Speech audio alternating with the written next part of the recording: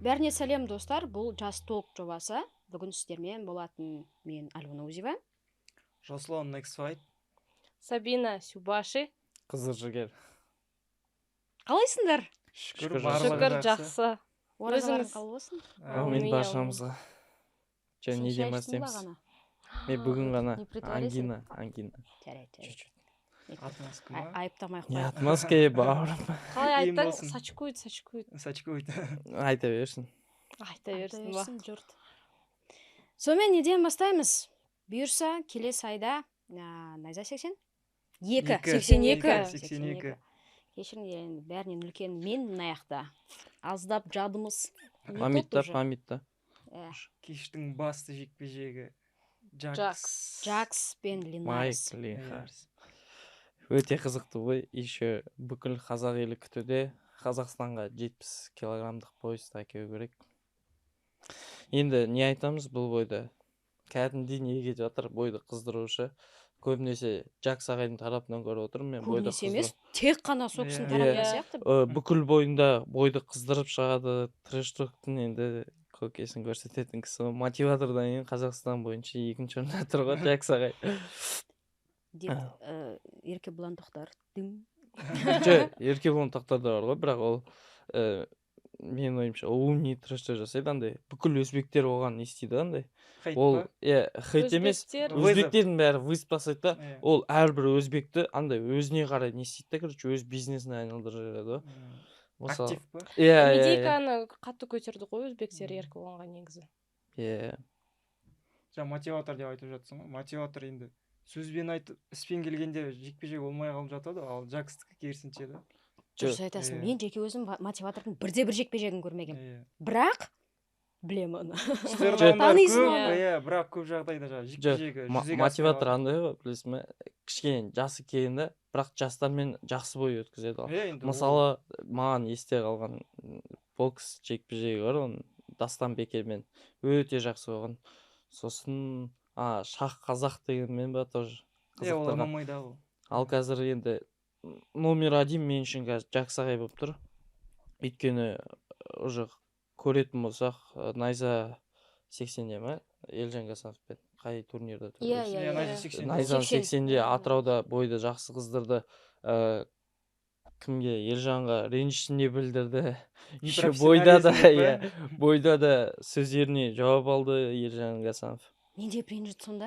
Салмақ жасамадың. Салмақ жасауға кешіп келдің деп ше. Сондай бір сәттер болған. Осы бойда да енді қанды жекпе-жек көреміз деп ойлаймын. 3-ші раундта ма ТК жасайды секілді мен ойымша.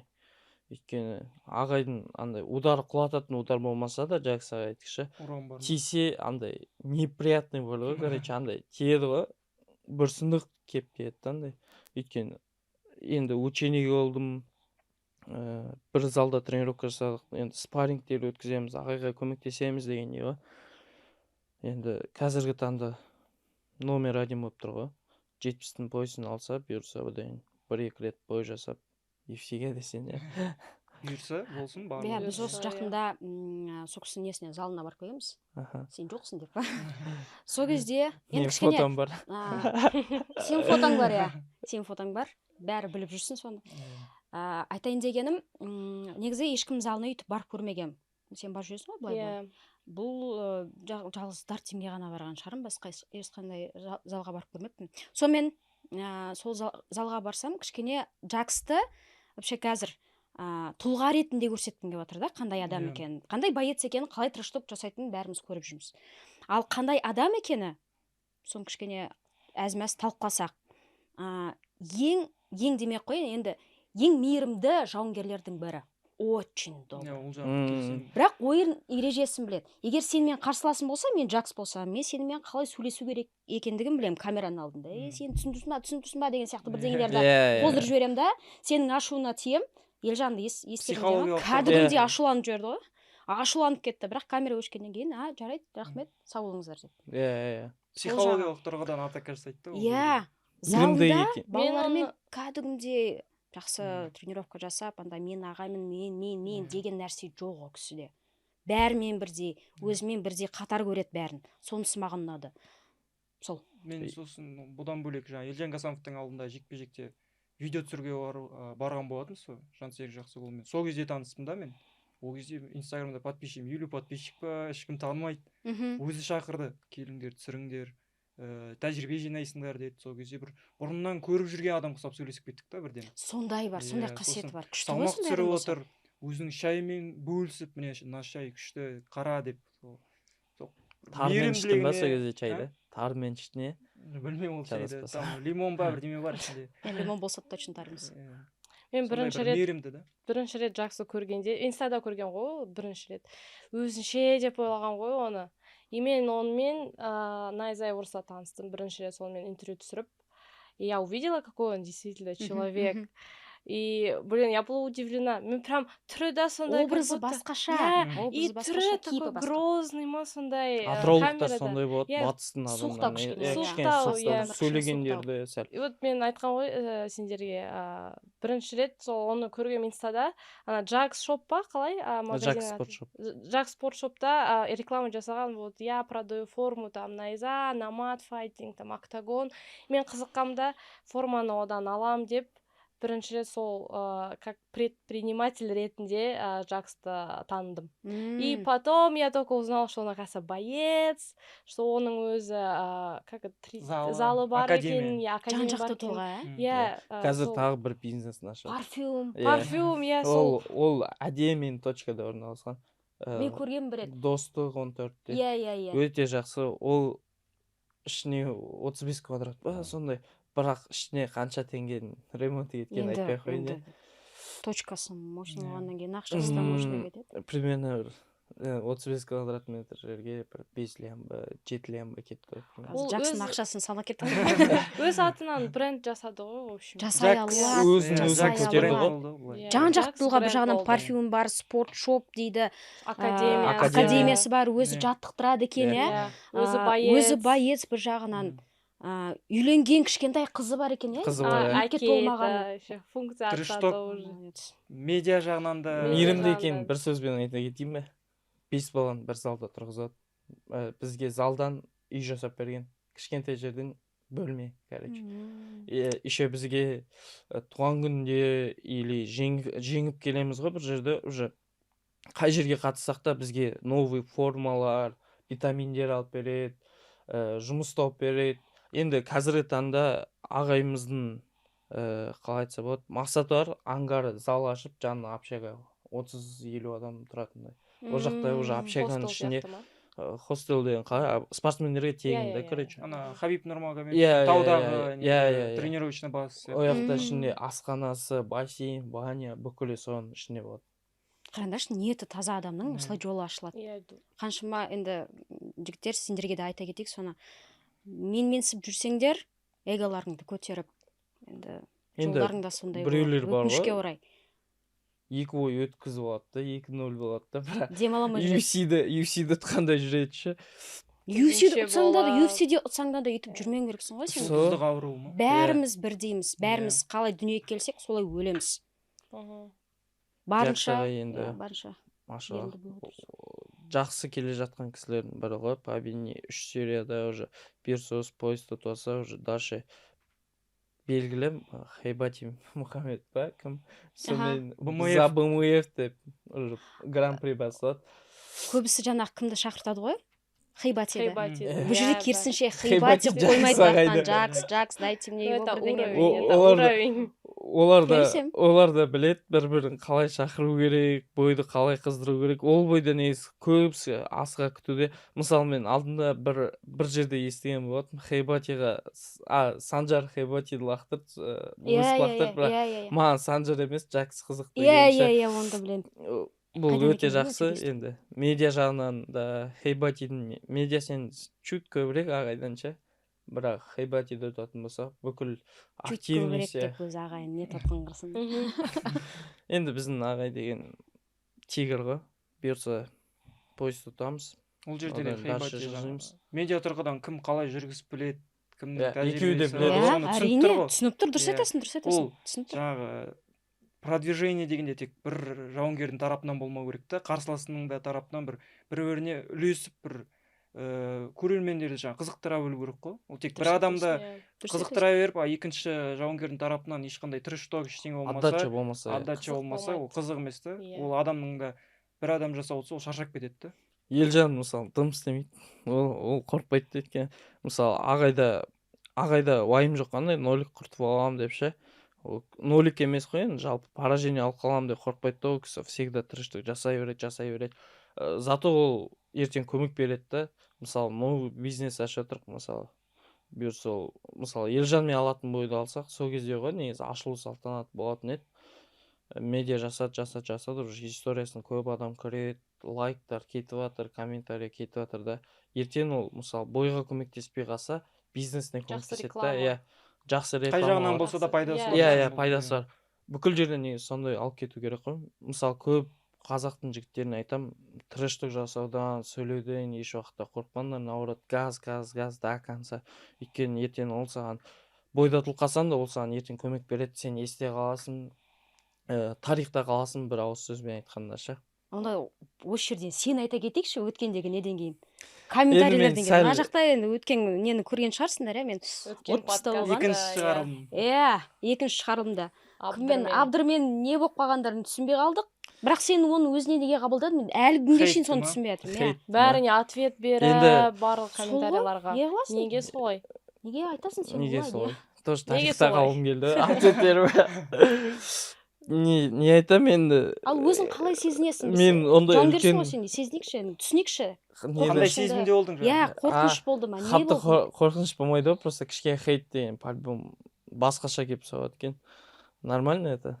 Сондықтан біз қазір жауынгерлерге айтып отырмыз ғой, сөйлейіндер, өйтіндер, бүйтіндер деп, олар дәл осы сен айтып отқан нәрседен өздері қорқады. Сен өз басынан өтіп отыр, не дейсің бірдеңе? Бірінші шығарымда да айтқан болатынбыз Қазақстанда, трэш-ток жасауға қорқады деп. Жаңағы ұтылып қалса хейт болады, жеңсе жемісін көреді деген сияқты. Бәріміз хейттің арасында былай да былай деп жүреміз. Журналистер де жүреді. Мысалы Сулан айтпай-ақ қояйық, ол кісі вообще. Мен ең бірінші хейттан реалитиді алдым ғой. Бәріне неге келсем, бірақ юдуткаға шықпайсың деп ше, бүкіл айтады ғой. Мен де серьезно просто сол кезде қабағым мен кішкене уайым болды да, қайттан ашылып кете ма деп ше, мен одан реалитидің алдына 2 күн бұрын ғана ADS алтын дала селекшн деген турнирге төбелесіп қойысытқан болатын ғой. И сол жерде кішкене несе онда. Рассечение ма? Ашылып кетті да қабағым. Рассечение. И содан шықпағам. 10 минутқа ешкіммен шлем берсе де шықпайсам. Есімде, мен субтитр жазған. Бірақ есте қалдым да. Қабағым болмаса мен шығар едім, бірдеңе деп. Мен зато есте қалдым да. Өзімдікін алып алдым да жерден ше. Менде қазір. Не алып алдың сонымен? Брачканы айнадан көресің деген сөздің таракет фразаларын. Ол сол болмаса. Бәрі оны айта береді уже қазір. Историяға да бүйтіп брачканы айнадан көресің деп комментария тоже сол. Жоқ, қалай сезіндің сен өзің? Кішкене ауырлау болды енді. Жоқ, почему ты принял это на свой счет? Вот тема Близко к жабай. сердцу. Басқа тема айтайық. Сен туралы вообще әңгіме сен туралы емес Түсінгіміз қой? келеді. Жоқ, саған жаңа басындық жасап отқан жоқпыз. Түсінгіміз келіп жатыр. Түсіндірім ғой. Қалай? Ауырлау болды кішкене, бірақ Абдырға айтып жатыр да, мен түсініп жатырмын да оны ше. Барлығын, бірақ как будто маған айтып жатқан секілді андай біреулер боқтап жазып жүреді ғой. Соны енді мен де өзіме не қабылдап алдым ғой. Инстамашы. Совместка жүргенде, сол кезде уже кішкене маған да келіп жатыр да комментарийлар оқимын кішкене, дұрыс болмай қалды айтқанымыз деп ше. Жоқ, саған емес, ол жалпы ол жерде комментарийлер болды. Сен соавторство қабылдағаннан кейін сөйтіп. Мен түсініп тұрмын ғой, соны айта алмай жатырмын ғой енді сізге. Не айтайын енді, басқа айтыңызшы. Кішкене хейт көтере алмай қалдым и сәл сын қалдым десем де болады. А если бы тебе написали такие слова? Біз бәрін сөйтіп шақыртамыз да жауынгерлерді, үйтіндер, бүйтіндер деп. По-другому сөйлесеміз ол кезде. По-другому ба? Да, лишний сқа өтсе уже. Сен бәрімен нетпейсің ғой, бәрінен. Комментарий. По-любому андай лишний сқа өтетіндер бар ғой уже. Сол кезде уже по-другому андай двигаться етесің да. Че, брат? Воздух вообще дейсің. Лично тартасың ба встреча? 15 адам болса 15 адам бәрін тартасың ба? Тартасың ба, ну? Мен де 15 адаммен келеді. Жоқ, онда бүйтіп елестетіп көрші. Мысалы қазір найзада төбелесіп жүрсің дейікші. Найзаның поясын алдың. Жарайды, мына жақтың хейті мейлі. UFC-ге бардың дейікші. Қаншама хейт келеді. Не істейсің сол кезде? Ол кезде көтеремін кішкене. Қалай көтересің сен қазірден бастап соны үйренуің керексің. Көбісі білмейді да, мысалы бойда не болатынша. Бойда ұтылып қаласың и шығасың и ойлайды просто. Сен дұрысты бөлісе алмайсың деп жазады. Негізі ол жақта әртүрлі себеп болады, ұтылуыңа себеп болады. Мысалы ше, сен по-любому или нечаянно треугольникқа түсіп қаласың, нечаянно удешение түсіп қаласың, сондай әңгіме болады. Ты что-то от темы отошел. Бұл жерде бір хейтқа мән беріп бір өз энергияңды құртып керек емес деп ойлаймын. Сол ғой. Энергиям Дұрыс. құртпадың ба? ойбай сен энергияң құртпадың Сен түн түн ортасында отырасың бізге ғой. чатқа жазып шығайын деп жатырмын деп ар жақта демалып Келесі жатқан рет мен түспеймін. жаным шығып кетті не болды мына жақта деп. Келесіде түспеймін Иә, деп. келесі жолы келмеймін. Сен өзің шашың қара шығар, біздікін ағартып жібердің. Иә. Ну ладно, жарайды, кешірім Бәріміз сұраймын жазып, барлық «Что қазақ еліне. случилось? Что Сол ғой. случилось?» Уайымдап Уайымдап, сол ғой. Жарайды, басқа әңгіме айтайық. Бұл жерден түйін алатын болсақ, вывод дейміз ғой. Иә. Хейтке мән бермеу керек та, бұл. Келесі мән жолы бермей иә болды. мән Иә, берме. Ол сен барлығын дұрыс жасасаң да, жақсы жасасаң да, бәрі бір хейт болсын табылады да ол жерде. Это зависть. просто. Біреуге Иә. біреуге ұнайсың, біреуге Ұнамайсың. сен ұнамайсың. Иә. Тула салысымен ұнамауың Иә. мүмкінсің ше. Неге Туа бойың түрі ұнамайды осындай тіпті. деп, осылай Иә, да иә, дейсің иә. мүмкін. Аны шашым мынандай, ой Иә. Сабинаның қасын қарашы, ой Иә. Жасұлан ана умник болып жатқанын Иә, қарашы. солай да. Майкос әнші ма негізі? Найдутся такие. Майку сен кім? Ана Линкарис па, ағаймен шығады, Джакс ағаймен. Чемпион ба? Сол әнші ма өзі?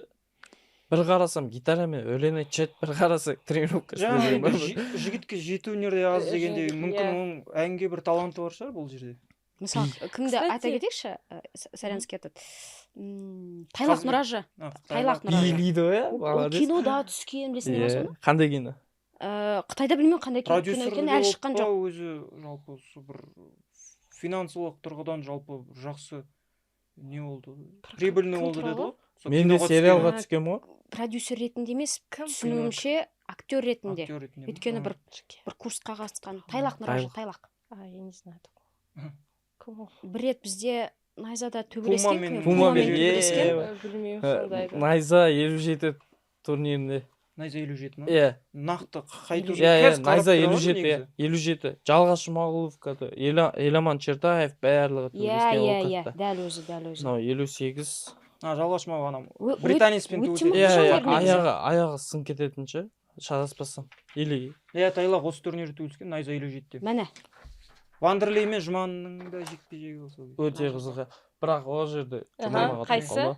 шынымен де жігітке жету өнерде аз деген ол Иә. рас. Иә, Молодец, жақсы. күшті. Кезінде UFC-ге төбелескен, иә. Жоқ, UFC-дің жауынгері ол, контракты бар. Просто Тайлақтың. Енді иә.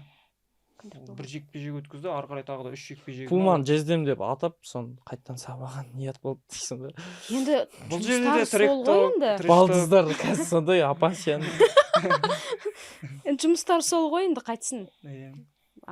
Солай есте қалды, әлі фразасы әлі күнге дейін салынып жатыр, инстаграмдарда да, Иә, тиктокта да. тикток Иә. желісінде де. Дұрыс жасалады ол бұл жағынан. Ленарстен кімге ауыстырып жіберіппін. Тайлаққа. Иә. Линарес единственный, да, чемпион из Бразилии.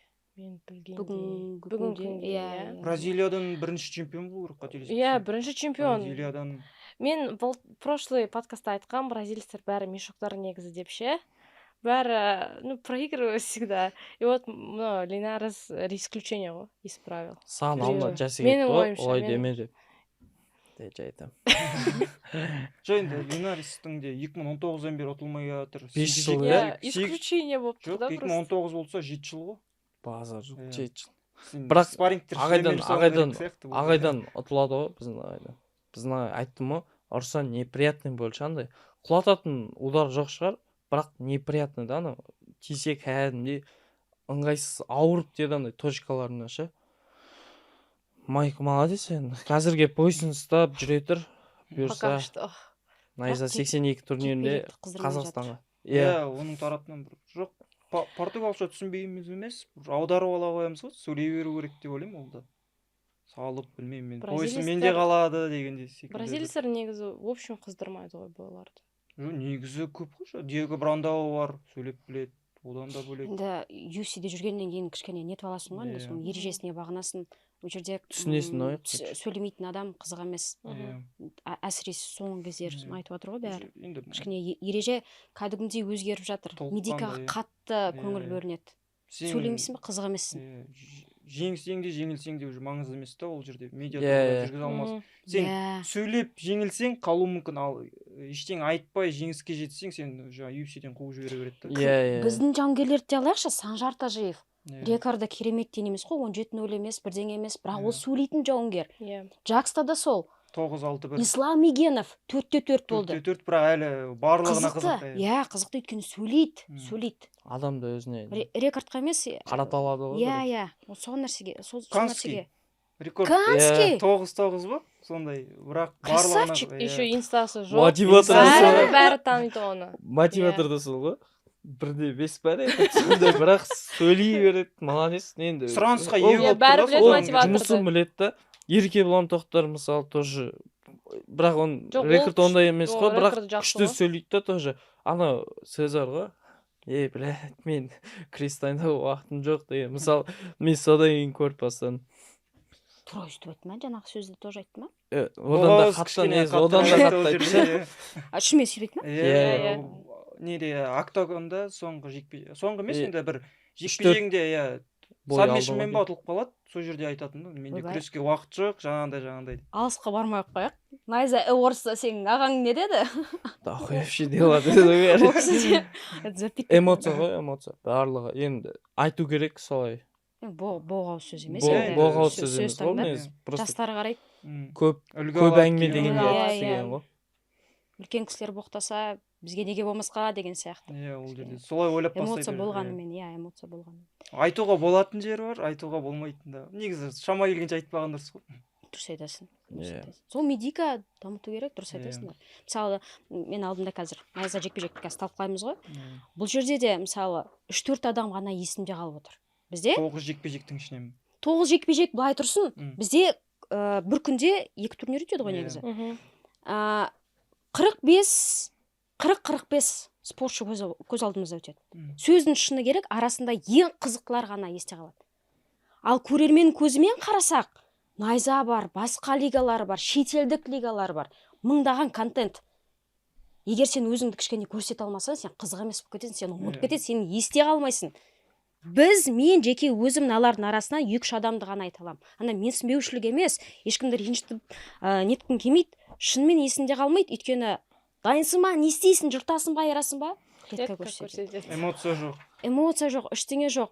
Мынандай қылып мысал келтірейінші. Мысалы, біз енді шетелдік неге нарыққа шығайын деп отырмыз, найза Иә. лигасы. Басқа кімдермен, партнерлармен келісім шарт жасайын деп жатырмыз, Мгм. мысалы. Ол жаққа келіп айтсақ, біз мына найза лигасы, мынандай контент жасаймыз, мынандай жауынгерлер өнер көрсетеді, мынанша миллион просмотр бар деп айтамыз, мысалы, иә. Олар айтады, жақсы, бізбен жұмыс істеу үшін бізге мынандай контент керек, мынандай көрсетілім керек. Не істейсіңдер? Қалай таң қалдырасыңдар бізді десе? Біз енді эфир көрсетеді десе, бастарыңыз дұрыс тима емес. дейді ғой. Сенде Бізде нақты бір шешімдер уайымдаймыз, болу иә, керек та бізде ол. уайымдаймыз, бізде Уточнить етіп қобалжимыз, айту керек. бірақ жауапкершілік аламыз. Бізге де қорқынышты. Өйткені әр эфир әртүрлі өтеді. Мгм. Бір күні интернет істемей қалуы мүмкін, ал біз шетелдік неге трансляция жасағаннан кейін бізге де стресс.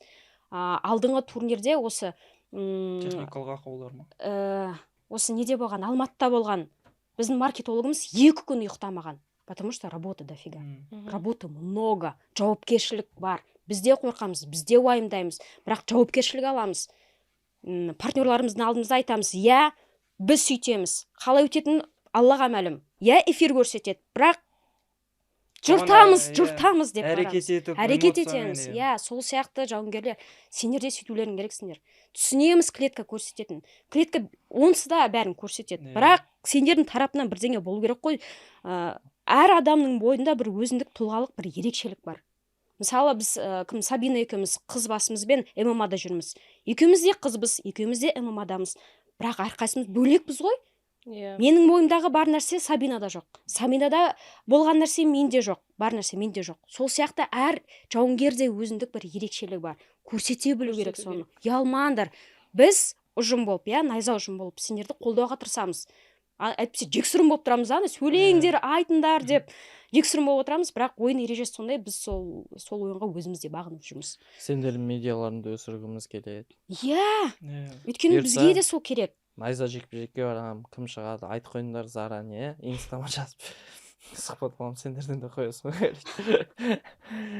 иә енді найза жекпе жекке шыққанда бұл мүмкіндік қой үлкен. Иә, Өзін толықтай жаңа жұлдыздар, көрсету. жаңа Былай айтқанда жұлдыздар. ва-банк шығуың керек қой, сен барлығын көрсетем, жеңілсем де, бірақ әдемі жекпе жек көрсетем деп та бұл жерде. Барлығы мен жеңіліп қаламын деп қорқамын деп. бәрі де құры, өйткені мына жерде найза жекпе жек несінде рекорд ресми түрде топологияға кетеді. Иә. Мүмкін содан да қорқатын содан шығар. Иә, қорқатын иә, шығар. Бірақ енді жаңағыда мысалдар келтірдік қой. Канский фестиваль, Санжар Тажиев. Рекорд Иә. ноликті жоғалтамын деп қорықпау керек қой негізі. бірақ жекпе жекте возможности больше же себе показать, өйткені медиа сондай емес, обычно найзада сияқты. Если жақсы Там меньше дайындалса, людей смотрят. Там адам жоқ. Иә, адам Иә. жоқ, Бірақ, и они медиа свободнее жағынан могут себя мүмкіндік көп, вести. иә. Да, Барлығынан сұхбат алынады ол Барлығынан, жерде. иә, Сен дұрыс айтасың. жекпе-жектің алдында да алады, жекпе-жектен кейін де. Кейін Ал алады. бізде жаңа найза турнирлеріне келетін болсақ, жекпе-жектің алдында сұхбат жоқ. Жаңа Мгм. баспасөз конференциясы болады. Ол жерде де Мгм. мүмкіндік беріледі. Одан кейін жекпе-жектен кейін жаңа Току жеңіске победитель. жеткен, ол да Иә. бір әдемі жеңіске Main жеткенде, card. иә, мейн карт Main жеңіске card қана. жеткен, сол кезде аламыз. Сол да. Бұл жерде енді барлығында мүмкіндік бар да, сөйлеп, мен- өзің таныстырып, нақты бір есімдер болса, мен бүгінгі жекпе-жегім жеңем, келесі осы дайындал деп айтса, болды, барлығына қызық та сол жерде. Сол да жеткілікті негізі. Болды, Мгм. басқа мен жаңағыдай бүйтіп. Бірдеңе айтқың Мен прилимдарда да интервью аламын негізі. Айтпақшы, Основной турнирларда. прилимде тоже қайсы жауынгер жақсы көрсетсе өзін, Иә. прилим болса да біз бәрі де Иә. 8 Сұхбат бүтін, иә. Сөйлей алмай қалдым ғой, оттыстан кейін. көп енді найза жекпе жекте маған Жавахир қызығы қанша Сен Все свои танысып еще келдің ба, история бірдеңе болды, салды. иә, сол Иә, туралы короче, біз Жавахирмен бірге близкийің ғой дейме? жоқ близкий болғанда жай сторис салған ғой жігер, сосын убери да с ним сторис, маған ұнамайды ол деп жазды ғой маған. Просто білмеймін. Неге саған ұнамайды, соны айтшы. Найза- деген найза қызыл ит жекпе-жекте ішке кірсе сол жағы. қаншаншы бойы, но Бұл Төртінші ертеңгі болды, шығатын төртінші. найза жекпе-жекте 4-ші жекпе-жегі Иә. болады. 4-ші жекпе-жек бұйыртса, осы қарқынмен бұл 12-0-ге дейін барады секілді, сосын UFC-ге кіреді секілді, бір 2 жыл Найза ішінде жекпе-жек. иә, Ол поясын алып шы. Білмеймін ба, ұнамайды. Мысалы, не үшін қорқа ма әлде Айтып алсыншы. найзаның Иә, өзіне айтып шығу керек қой негізі. Бізде мысалы жүрдік қой 17 жасымызда негізі. содан ұнамай ма? Бірдеңе болды деп ойлаған Жоқ, жалпы там былай негізі поругались, может быть. Енді Аллахтың берген түрі ғой, бірақ кішкене түрі жағымсыз шығады. Олай. Олай Қалай болмайды. айтады? Жағымсыз дегенде. Ой, олай айтпа. Жағымсыз деген қалай айтса болады енді. Бәріне кімге Аманжол Ғазизовқа тоже типа газ, ау дейді да, бірақ уже бетпе-бет келгенде дым айта алмай қалады да. Бірақ бұл жігіттің бір жақсысы, медиасы өте жақсы да. Бұл жүргізіп Медиасы біледі. Иә, жақсы, жүргізіп Мен біледі тоже. сонысымен танымал. Сонысымен Ол да танымал, бәрі Ануар та- мотиватор сияқты, басқалар Иә. сияқты деп. Түрі да танымал Айғай ғой. алады. Вот это его внешность Бойы ұзын. неординарная, Мгм. она запоминается. Прическасы Имидж ғой, прическа. имидж бұл да. Бойы сонда ол высокий капец, я не ожидал, что такой высокий. 1,86 Негізі, мен онымен біз бірге реалитида болдық Сол туралы Қырғызстанда. айтпеші, не реалити, сен қатыстың ба Иә, әлде? мен Қатысушы ретінде ма? жоқ қатыстым болғанда. Негізі интервью ретінде шақырды да мені. Бірақ мен по протяжению уже как с бойцами вместе там ругалась, короче, олармен сырдаун, короче, сырдаун жасап, вызов жіберіп солай жүрген ғой. Бой қашан бой? Бой, еще соңында айттым, давайте, кто хочет со мной на бой, любой возраст, вес, пол, маған бәрібір шақырыңдар. И ойнап жүрген ғой олармен, там пропивать етіп, там лапы, Жавахир мен лапы держал, кстати. Сосын Ал ты держал. А ты держал. Жавахирмен сол сөйлемелік жақта па? сол жақта таныстық. Мен оны негізі бірінші рет найза 80 болғанда гостиницада көргем. Ол жекпе-жекке қатысқан ғой. Вот. Осы турнирінің алдында. Иә, гостиницада көргем. И өзі тоже менің ойымша ол такой өзінше, такой қаталдау, сонда солай, ну, в моих глазах таким оказался. И когда он приехал на реалити, мен маған айтты матчмейкер, Жавахир деген найзадан боец болады деп айтты. Жавахир, сол Жавахир ма деп ойлағамда. И он приходит, ну, реалити білесіздер ғой, там кипиш постоянно, ай, уй, там крики, ссоры, драки, сондай. И келеді да, ол еще қасында еще екі өзбек бар. Үшеуі келеді да, и тоже сразу с кем-то они цепанулись. сразу там драка. Я такая смотрю, да ну нафиг, вообще не буду подходить к нему. Ну, не надо. Потом Ол камераға болып жатқан нәрсе ме әлде? все там реалити 24/7 съемка идет. И, короче, все там... короче, там... Кайф, маған капец сол айтып тұрмын ғой, Найзаға надо возобновлять, короче, реалити. Мен бірінші рет сонда съемкада болдым. И потом осылай байцтармен отырмын да, и что-то әңгіме болғанда, кто женат, кто не женат. Моя любимая тема. Кто женат, кто не женат, әңгіме басталады да, и ана байцтар айтады, Жавахир бар ғой, Сабина Жавахирға қарасай, Жавахир деп, короче, маған бастайды. В итоге уже женатый оказался, короче. Жавахир? Жасы 19-да Я не знаю, бола ма сондай айтуға. Мен Короче, Жавахир, 2006-лар қоймайды. прости, если я раскрыла твой секрет. тигрлар ғой. Мә, Иә. біз деген қартайып кеттік. Короче, еще сол әйелі бар екен Өзбекстанда. Сол это, короче, таныстық, оказывается, очень қарапайым жігіт екен, спокойный, скромный, бірақ кипиш умеет делать там. Енді Реалитида кипиш жақсы жасады. Бізге де жасаса кайф болады. Иә, мен сұрадым ода, неге Найзаға шықпайсың деп, ол айтты, келесі Найзаға шығайын дегем да, бірақ 28 наурызда хайп файтинг болады. Иә. Ол основной картта қазір. Хайп файтингта. Біздің баламен. Кулачка ғой, Жоқ, ММА правила. Кіммен шығады? Ол Даник Powerslap'та қатысқан Даник ше? UFC-дің Иә. тағыдағы несі бар ғой, Шапалақ шоу ғой, короче. Сол Сол жақта қатысқан баламен 28 наурызда олар шығады. Даник ұтып екен. Ой, блин, личная какая-то неприязнь. Даник маған бүгін жазды тоже, ана сторисқа ше, ответка қайтарады да. Жавахирмен, я. Это же мой соперник дейді. Я говорю, я білем соперник екенін. И говорит, за кого будешь болеть дейді маған Даник ше. Даникті мен тоже бұрыннан бері танимын. За кого будешь болеть дейді, мен айтамын, за красивый бой я, короче. Я не принимаю ничего. Красиво шығып кетті. Он такой, все понятно с тобой, короче. Даник слоя. И вот так вот мы с Жавахиром познакомились. И Жавахир сол реалитида постоянно Найза шортымен жүрген ғой. Постоянно. Ана шортысы бар неге, реалитида отдельный шорты берген ғой, отдельный форма болған, майка мен шорты. Шортысы кішкентай болған ба, бірдеңе білмем. И постоянно Найза шортымен жүрген. Кадрда постоянно Найза, білмем, замажут это или не замажут, или это будет реклама тоже для Найза. Қырғызстанда да енді Найза тоже будет так популяризироваться. Кстати, я заметила, Қырғызстанда Найза туралы көп естіген жоқ. Өйткені бізде Қырғызстаннан жауынгерлер аз. Қазір аз, иә. Иә, сол енді көбірек болған. Байкелер аз, иә. Байкелер аз деймін. Қырғыздарда байке дейді. Бірақ Найза жекпе-жекте 3 қырғызды көрдім. Бірінші бойда және мүмкін енді бастап жатқан Найзаға өнер көрсетіп. Иә, Қырғызстанда оларда не жоқ қой? Промоушен жоқ. Оларда ММА вообще под запретом. Оларда кулачка, ММА президент запретил полностью. Бәрі жабылды да, барлық промоушендар, по кулачным боям жақсы бір промоушен болған. Оларда AFC Global деген болды. WEC дейтін ба? WF па бірдеме болды. Ертаймаш файтинг чемпионшип болған, и потом физрук файтинг чемпионшип болған. Ой, ол по поп кулачным ММА еді. Поп ММА. Вот, и кстати, реалити физрук шоу болған сол. Көбісі айтады ғой, қырғыздар шетелдің лигаларында пойсын көп болады деп. Оларда айта кетейін, өздерінде промоушн лига жоқ та, олар көбінесе сол за границаны төлеседі. Сол себепті оларда пойыз көбірек сырт жақта. Бізде де бұйырса Қазақстанда болады сондай. Бізде өзіміздің мықты, иә, өте мықты. Алдыңғы выпускта да айтылды ғой, осы туралы жаңа Абдыр қозғаған болатын. Неге шетелдік промоушндардың поясы Қазақстанда жоқ деп та. Сол кезде мен жауап айтқанмын. Қазақстанда бізде 3-4 промоушн бар, қазақтар осы жерде өнер көрсетеді, осы жерде толыққанды пісіп, содан кейін шетелге бірден UFC-ге кетіп жатыр деп та. Сол кезде ары қарай жаңағы Алибидің күресі жоқ деп, сол кезде басталып кетті ғой. Қырғызстанда бокстан, кулачкадан өте мықты жауынгерлер.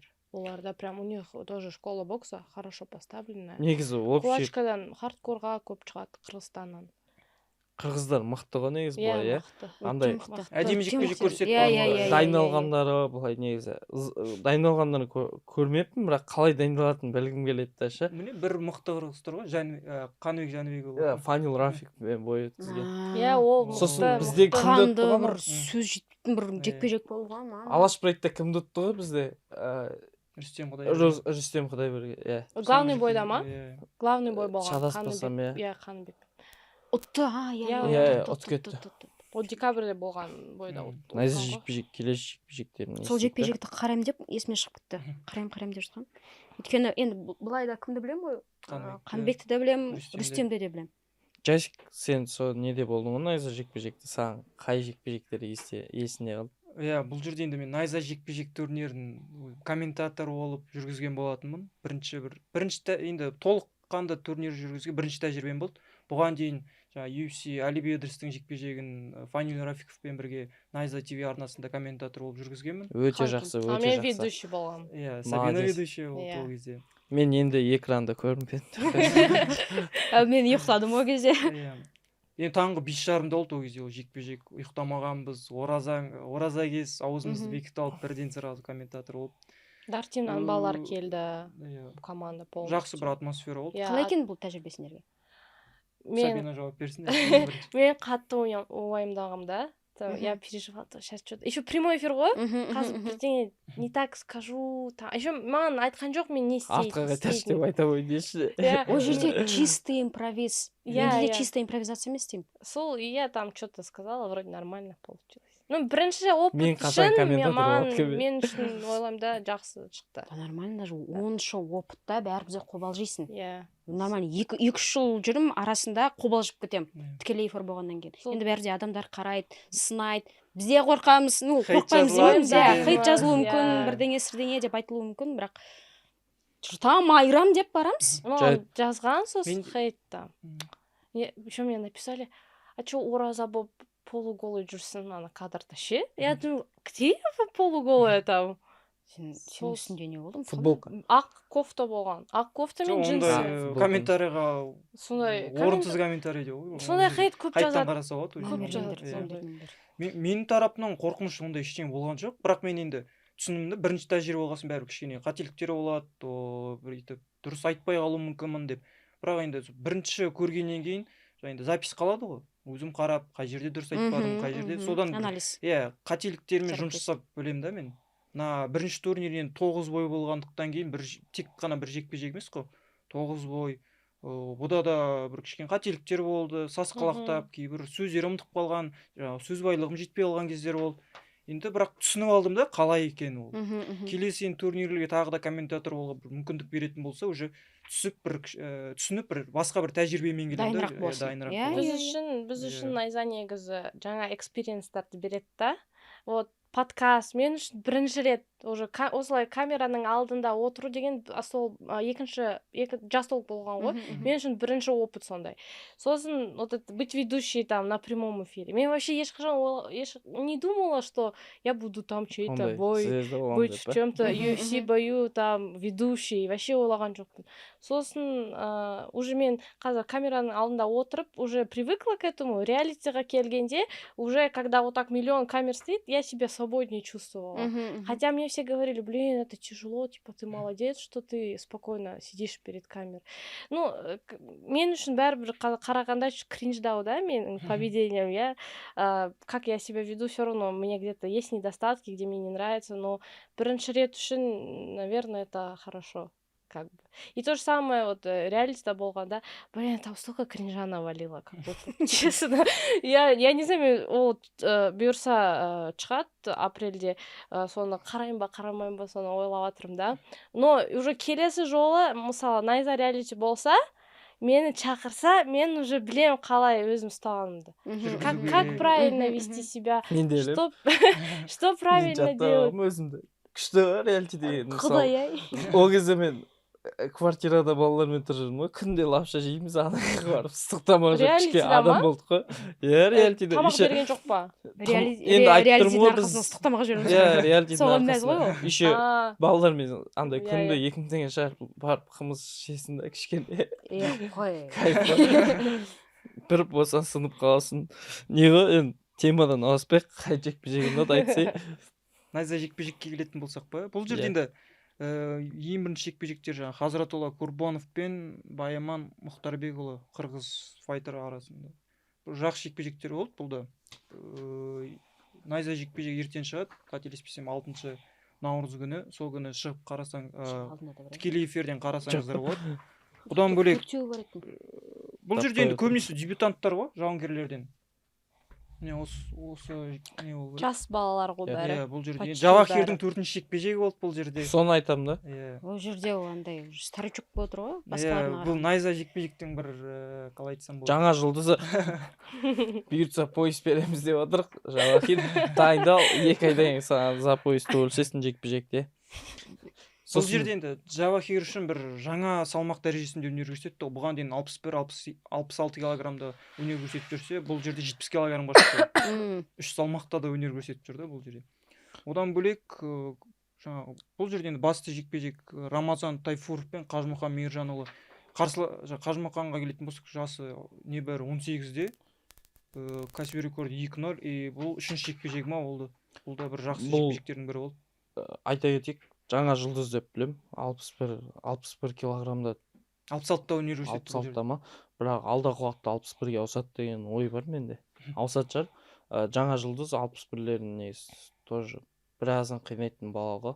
Өйткені бірге құрдас біз Дарчим командасында біз спаррингке барғанда тоже бірге істейміз. Өте габаритный, сондай IQ-мен жұмыс істейтін бала ғой. IQ жоғары жауынгер ма? Сақпротим Панкратион бар ғой, білесіз бе?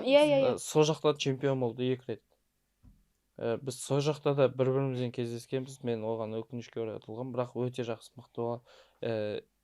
Енді кішкене медиа жағы сәл слабылау болуы мүмкін, бірақ былай жұмыс істегені, бойда көрсететін әдістері енді ерекше. Біз өйткені неде де байқадық, Панкратионда да байқадық, жарыстарда, оның спаррингтерінде де көреміз ше. Асықпайды мүлдем, и төбелесу манерасы да ерекше ше. Мен көрдім жекпе-жектерде толыққанды стойкаден де партерден де көрсетті. Оны енді толыққанды жекпе-жегін ертең найза жекпе-жек турнирінен көре аласыздар. Бірақ ана найза жекпе-жек бірінші бойында ше, жазбасам найза жекпе-жекте кішкене не болды да ода. Қобалжу ма? Қобалжу емес, сәл восстановление дұрыс болмай қалды ау деп ойлаймын. Өзін толық көрсете алмады да. Енді ертеңгі бойын көреміз сол жерде. Жақсы жекпе-жектердің бірі болды оңқы. Мықты бала негізі. Әлсіз жауынгерлердің бірі деп айта алмаймын. Негізі найзаға контракт беру керек осы балаға. Біраз жерге дейін барады ше. Жаңа айтып жаттыңыздар ғой, осы медиа тұрғыдан тек әр кетсе бір 2-3 жауынгер есте қалады деп. Осы қай жауынгер есте қалды? Енді ек бастан Жавахир, Усман Сафолзада, Усманның бұрын Дулат Кеңесбековке қайтан қарымта кездесу өткізгісі келеді екен. Сол туралы айтты. Кәдімде ол да ашуланып жүрді. Жоқ, мен оған көрсетем, үйтем деген сияқты. Сұхбатында да сол туралы айтқан. Сонысымен есте қалды Арли Алиев. Арлиді мен бұрыннан білетімін, бірақ андай көзбе-көз бірінші рет көрістім. Ол менің жақын бір жақсы танысымның күйеуі екен. Сол жаңағы сахнада жай ма? Айта берсең. Қуып қалады арасында, мән бермейміз. Жастар түсінбей жатыр оны. Сол ғой. Сосын кім? Болды? Медиа тұрғыдан да жекпе-жек алдында да сөйлеп бір есте қалған дейсіз ғой бұл жерде. Енді Арли Алиев пен Максим Павловтың жекпе-жегінің жаңағы үзіндісі кеше Инстаграмға салынған болатын. Ол жерде де бір қызықты жағдай болды. Ертең ютубтан көре аласыз. Сөйлеп тұрды, бірақ кім екенін ұмытып қалдым бірдеңе деп. Деп кім ұмытып қалдым. Фотолармен танымай тұрмын былай. Мен өзімді сол найза жекпе-жекте сынақ көргім келеді. Сынақ көргенде қалай андай өзіп тастып камера бар ме? Өзіп емес қой ол андай. Қызық екен, сен найзаның негізгі картында төбелестім я. Просто сіздің тастаса. Мүмкін Жавахир сіздің қасыңызда андай көргім келеді да, андай боецтерге прикол ұстап, кішкене көңіл күйлерін көтеріп, андай. Соведущий болып. Или комментатор ма кішкене ғалымдікі ұнайтшы ма, даяқта тұрғым. Ғалым бар ғой, помидор огурцы, тоже мықты комментатор болған, ұнайды осың кіші. Тоже сондай болғым келеді, жаңағыдай қызықты қылып өткізгім келеді. әзіл екеуміз айтып бірдеңе сондай давай манера. замутим что-нибудь прикольный Ну бірдеңе. давайте смело газ. Идея бар болса маған айт, Всё. давай. Ойластырып Сізге WhatsAppқа жазып жіберемін ғой. бір ай бар, бір ай Иә. уақыт. Жекпе-жек, ой, неге Вы дейін. со мной келесі вообще-то турнирге. Мен хотели. мысалы Ол андай сенімен де, ол сенімен бір бөлек, мынамен бір бөлек. андай бар ғой, боецтер весовка кезінде зеленкаға келеді, сол кезде жандыла бір тамақ жеп тұрсаң кайфты, эмоциялар қандай Ол болады кезде екен. Мына төбелес бір қатты кез біреу ғой, құрсын. провокация жасай Енді беру ғой. қатты жемейсің ғой, просто бір Епа. бургермен Исін бір шығарып. фри сырный соуспен жақсы кетеді. Байқұстар, олар үйренген. Иә. Біз мына жақта таңертеңнен кешке дейін жұмыс істеп жүргенбіз ғой. Пицца алып, пиццаның иісін шығарып, тамақ ішіп жүрміз, арасында зеленка жасап, деп, жеп, үйтіп, нетіп, сөйтіп жүрген кезде оларға да нормально жүре береді. Үйреніп қалды, так что мен провокация жасамайды. Болды ма не? Сол енді найза жекпе-жек турнирі 6-шы турнир ма, бұл қателеспесем, сол Алматы қаласында өткен ғой. Ертең сол 6 наурыз күні сағат 19:30-да Спорт плюс ма? Қайсы найза ТВ деймін. Найза ТВ. Спорт плюс. Спорт плюс ТВ арнасынан көрсетіледі. Найзаның ютубында нелер шығады, әр жекпе-жектер бөлек-бөлек шығармыз. Бөлек шығамын. Тамашалаңыз. Өз жаңағы сүйікті жауынгерлеріңіз де болуы мүмкін, достарыңыз болуы мүмкін. Қолдайық дейсің ғой. Қолдаңыздар, жанкүйер болыңыздар. Бұл енді мүмкіндік қой бұл жерде. Жаңа жұлдыз болуға, найза тұжырымының өзінің турнирлеріне өнер көрсетуге жол да бұл. Жаңа айтылып отыр, толыққанды көрсету керек. Біз кім туралы сөйлескен жоқпыз әлі. Мырзекенов пен Нияз туралы. Алдағы турнир. Тоже мықты Екі жас жауынгер. Мен екеуі де өзім де қатты күтіп жүрмін бұл жекпе-жекті. О, екеуі де не иә, молодой проспегі. Иә, молодой Екеуінде де проспект 2-0 ма сондай шатаспасам. Жоқ, 24 жас пен 22 жас Ол қой. Мырзакенде 2-0, а у Нияза 1-0, по-моему. Иә, солай. Иә. Және бұл жерде де Нұрбергенге келетін болсақ, ол 79 бен найза 80 турнирінде 2 турнир қатарында шықты. Ал Ниязда найза 81 мен және 82 рет 82 подряд шығады. Қызықты факт. Қызықты иә. Және екеуі қателеспесем 84 килограммда өнер көрсетейін деп отыр. Жаңа Али Бадрудиновтың салмағы бұл чемпион. Али Бадрудинов. Бірақ екеуі де бір-бірін андай құлатқысы келіп тұр ша. Енді екеуі де жаңағы тік тұрып төбелескен жақсы көреді. Біреуі жаңағы Ниязға келетін болсақ, ол әскери самбоның бір боевой самбо, иә. Сол жерде өнер көрсетіп, әуесқойда. Клочкада да өнер көрсеткен. Нұрбергенге келетін болсақ, ол Муайтай өкілі. жоқ, Муайтай дегенде ол рукопашный бойдан әлем чемпионы екен. Жоқ, оны білеміз ғой.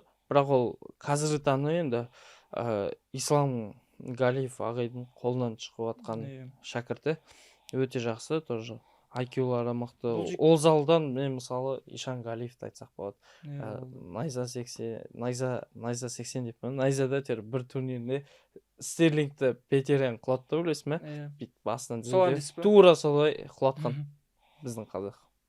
И, кстати, Ниязбен сөйлескем личкада. Сол мен я не знаю, почему он советовался именно со мной, конечно. Мен сұраған сол кішкене дилемма болғаны да осы спорт карьераны таңдайын ба, әлде госслужбаға барам ба деп. Сосын маған айтқан, госслужбаны таңдасам, келесі турнирға шықпаймын деп. Ну, походу, осы турнирға шықса, значит, он выбрал все-таки спортивную карьеру. И оны Нұрберген, иә, аты. Оны неде қоюға болады? Баспасөз конференцияда сұрақ Дайындап әкелсең. Нұрберген, иә, аты. Нұрберген Мырзекен, иә. Ол да госслужбада жұмыс істейді, собор болып жұмыс істейді да. И Нияз тоже собирался куда-то, что-то такое. Собор ма, әлде этот охрана президента. Соны айтуға бола ма камераға, білмеймін. Короче, сондай бірдеңе дейсің. Сондай, ол потому что юридический факультетті бітірген. И мен де қазір юрфакта оқимын да, сол біз бір теманы тауып, сондай әңгіме болды ғой бізде. Өте жақсы. Вот. Осы сәтті пайдаланып мен Анашыма айтып берейін дейсің ғой. қуанымызбен. Кім бар бізде? Әйгерім Төреханова мен Алиса Савельева. Савельева мен жаңағы осы жекпе-жек туралы естігенде таң қалған болатынмын. Кім еді? Алиса Савельева жаңағы Қостанай қаласында өткен турнирде емес па? Жаңағы португал тілінен орыс тіліне аудармашы болып жұмыс жасады ма, қалай? Мен сол Қостанай қаласының сол жердегі бір португал тілін білетін адам шығар деп ойладым. Айтана болға, что ли? Сол болды. Сол қыз ертеңгі найза 82 турнирінде өнер көрсетейін деп отыр, Әйгерім Төреханова қарсы. ол қыз енді тәжірибесі мен қарадым Тапалоджидан 4-0 4-0 Иә, төртеуі де 4-0. мерзімнен бұрын жеңген қателеспесем ММА-дан. ММА-дан Хорош. және Бразилия елінде өткізген барлық жекпе-жегін. Иә. Сол жақта да дайындалады ғой деймін. Енді ол Иә. Бразилия болғасын ол джиу-джитсуста Жігіті бразилиялық жігіт. жігіті бразилиялық екен ол туралы да. Және негізі базалық спорты муайтай ғой деймін қателеспесем. Бірақ енді қазіргі таңда Бразилияда дайындалып жүрген джиу-джитсуста бір жақсы бір деңгей көтерілді деп иә ойлаймын. күресте Да. Әйгерім Төреханова қанды бір жақсы жекпе-жек керек деді, сол жекпе-жек болады деп ойлаймын бұл жерде енді. Көрермендердің әйгерім ұтатын шығар өйткені енді ол да көреміз әуесқойда тәжірибесі көп. Бұл жерде әуесқойда тәжірибесі көп. багаждар рөл жауынгермен. ойнайды ғой. Қатты ойнайды, әрине. Енді кәсіпқойда 4 жекпе-жек өткізгенмен бәрібір бәсекелесті жекпе-жектердің бірі болады бұл жерде. әйгерім Өткізіп еще алмайды. Әйгерімде андай 1-0 кәсіби. 1-0, еще дебюті болды. У андай нее тоже нақты два боя қозғалады. подряд. 81-де, 82-де болды. Иә, ол- Екі бой. күшін ауаға құртпайтын қыз ғой әйгерім. Күшін ауаға құртпаған қалай просто так ұра бермейді да, тоже ұрса урон беріп ұрады да андай. ақылды жұмыс жасай ма? Иә, IQ мықты істейді. Бізде қазір қыздар уже көбейіп келе жатыр ғой Қазақстанда, байқап жатсыз ба? Байқап отырмын. Сахпро тим командасында бар, Дар тим командасында бар, шатаспасам. Дар- Дартим, Негізі- Әйгерім Дартимова бар. Иә, енді соны айтып жатырмын. Негізі Бізде- қыздар негізі- Сақта кім? Бізде де академияда бар қыз. мүмкін алдағы уақытта жоқ, бір қыз. Ол да бірақ мықты қыз кәдімгідей Азия чемпионат, Азияға шыққан, имафтан, тоже мирға қатысқан. Кім деген? Жанар деген қыз. Тоже мықты қыз. Бұйырса алдағы уақытта соны көресіздер. Жандарбек сізге айтып қояйын, қыз керек болса ақиқат звондаңыз сұрасыз. жауынгер қыз деп айтады. Сөйтіп айтшы, Жауынгер. бір қызық естіледі екен.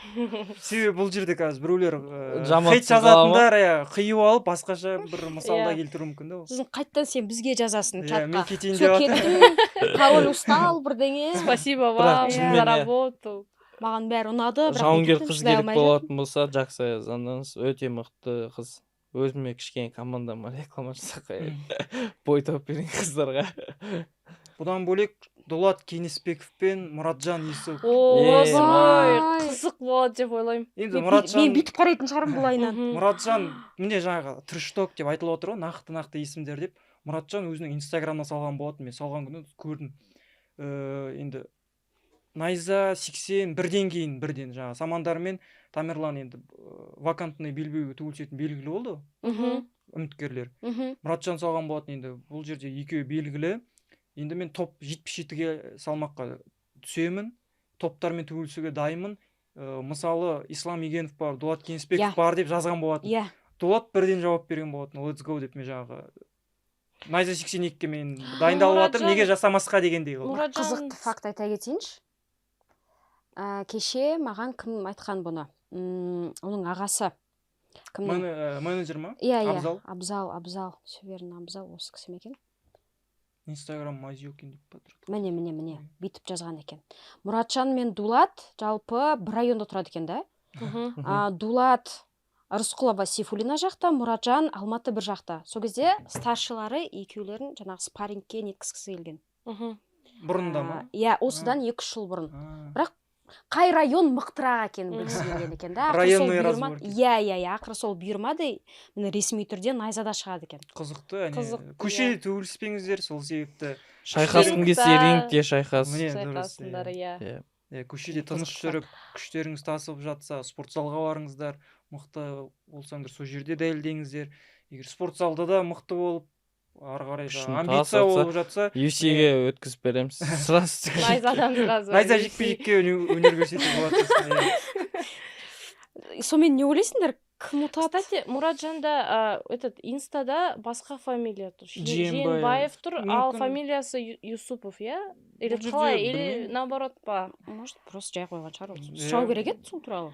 Мұратжан прошлый бой Бадрутдиновпен өткізген. Бес иә? раундтық То- чемпиондық Ойбай. жекпе-жек Супер өткізді. сұмдық не болды? 84 килограммға. Қысқа мерзімде Иә. қабылдаған. Қазір ол, білмеймін, мен Дулат Қазір- шоу қорқам кішкене. Толыққанды Иә, енді қазір лагерь еще өтіп вес- бұл жерде. Вес 77-ге иә шығады. Иә, енді Вес. өзінің бір өз ыңғайлы салмағы, салмағына иә. сайын Екеуі де жақсы сбор өтіп жатыр ғой. Иә. Дулат Кеңеспеков. Осетияда Осетияда 2 ай сбор Иә. өткен деп сонда Әлі- әлі өтіп жатыр иә, сол өтіп жақта. жатыр. Ал Мұратжан ше, мен білмеймін қайда ол. Мұратжан Қазақстанда шатаспасам өз алдында. Нұрбатыр ма? Сол жерде Вроде дайындалатын иә. бе еді? сол жерде қателеспесек. Бірақ енді бұл әдемі алаш жекпе-жек деген болады. алаш сұмдық дегенде жекпе-жек болады. Бұл енді бір 3 раундқа созылмайды деп ойлаймын мен. Бірінші, екінші раундта финиш болатын шығар. екеуі де Кім стойкер жағынан? ғой ше. Екеуі де Жоқ, стойкер. мен бұл жерде нақты Айта фаворит алмайсың, кім иә? деп Айта айта алмаймын. алмайсың. Мен де 50-де айта 50. Енді 50-де Мұратжан Али Бадрудиновпен 5 раунд өткізбей шығып жатса, мен айтуым мүмкін еді дулат фаворит деп бұл жерде. Ал Мұратжан 5 раунд Али Бадрудиновке қарсы толыққанды өткізіп шыққаннан кейін де Қысқа мерзімде. қысқа мерзімде Иә. 1-2 күнде ма Қайта қабылдады қайта қателеспесем. Андай 5 раунд толыққанды көрсетті. Ол функционалдық тұрғыдан да бір шашақ болады деп Иә, айта алмаймын. бұл жерде. төрешілердің шешіміне дейін жеткізіп. Иә. 5 Енді раунд. екеуі де держался, түк иә. түйіліскен жақсы көретін жауынгерлер. Бірақ бұл жерде мен сұмдық қорқамын мен бұл Мұратжанның жекпе-жекті қарауға. жаңағы джиу-джитсу күресі қалай екенін білмеймін, бірақ дулатта джиу-джитсу жағынан бір мықты екенін білемін да. Екеуі де енді потенциалын толық әлі көрсетпеген жауынгерлердің бірі ғой. Екеуі де қатарлас жауынгер, қателеспесем 2003-2004 жылғы Иә, жауынгерлер екеуі де ғой. жас. Иә, екеуі де жас бір. Енді Халықтың екі жауынгердің арасында қайсы жеңімпаз атанады, сол бір алдағы уақытта бір басты үміткерлер болады деп ойлаймын. Жаңағы 77 килограммда Короче, чемпиондық белбеуге. будет рубка. Жесткая. Жанкүйерлер нені жақсы көреді? Қан, рубка, иә. соның Стойка. барлығы болады құлатып ғой. тұрғызу. Найза 82 турнирінде. Бұл жерде енді Найза жастардың бір төбелесі болайын деп жатыр да. Найза жекпе-жекте. 82-де негізі жастар көп қой. Жастар картта, көп, иә, иә. өте көп Нияз бен жастар. Нұрбергенде 2000 жылғыдан төменгі жауынгерлер да. Иә. Жастар 21-де, 22-де. Молодым дорогу. Ағарыс Жұмабеков пен Шыңғыс Камал болады. Бұл жерде. Бұл да тоже. сұмдық болайын деп тұр. Иә. Екеуі де жеңіс таппаған жауынгер. Біреуі- Шыңғыс Камал біреуі- 6-0, Ағарыс 5-0. Иә, 5-0. Және ең қызықты факторлардың бірі жаңағы Шыңғыс Камалдың барлық жекпе-жегі уақытынан бұрын аяқталған. 6 жекпе-жектің барлығы да. Және Найзада 3 жекпе-жек өткізген, үшеуі де бірінші раундта аяқталған. Айтпақшы ол Ерғанат Ерғанат Дарбаев Иә. бірінші раундта аяқтады. Мен сол жекпе-жекті я көрмедім ба, я есімде жоқ па, қалай болған? Найза бірінші раундта аяқталды, техникалық нокаутпен ба сондай. Ал кім болса, Ағарыс болса, Үшінші раундта аяқтады. мхм. Жаңағы Атыраудағы Найза 79 Иә, турнирінде бірақ көрсетті. күшті жекпе-жек көрсеткен Иә. сол кезде Ағарыс пен кім, Ерғанат. Енді екеуі де бір Қайсы фаворит деп ойлайсың осы жұпта? бұл жерде де фаворитті айту қиын негізі. Өте қиын. Иә, 50-де 50 деп. Екеуі де ноль. Екеуі де стойкасы де жақсы, күресі де жақсы. Екеуі де жеңіс дәмін таппаған. Кім психологиялық тұрғыдан кімнің геймпланы жақсы болды, сол жеңіске жетеді ғой бұл жерде енді. Екеуі де ең бастысы жарақат алмай, толыққанды 100% дайындықпен келгенін тілеймін бұл жерде. Иә, Және- бұл бойда- Ойлаймын, Ағарыс бұл бойда. соңына дейін баратын андай бір қорықпайтын. Бұл жерде жекпе-жекті екеуі бірге ұйымдастырды десем де айтуға болады. Себебі Найза 80-нен кейін мен жаңағы Ағарыстан сол турнирде көріп қалып сұхбат алған болатынмын. Сұрақтар қойып, алдағы жекпе-жек қашан, кіммен өткізгім келеді деп.